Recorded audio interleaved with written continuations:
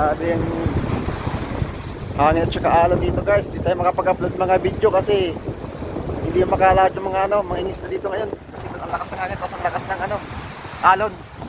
Para malunod sila sa kalagatan ng karagatan. Kaya hindi ko sila makapaglaot niyan. Yan yung sitwasyon ngayon dito. Ang lakas ng hangin tapos ang lakas ng alon. Laki.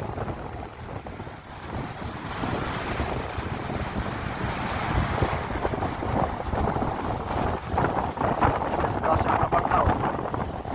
Paglaot. Yan o.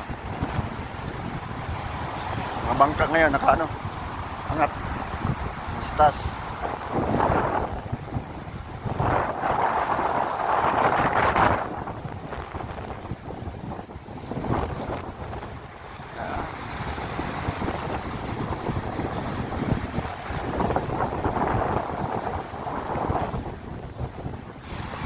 Yung mga dahon ng nyug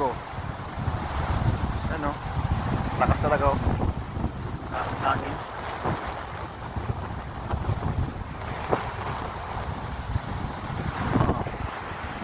Madahon lang di na madahon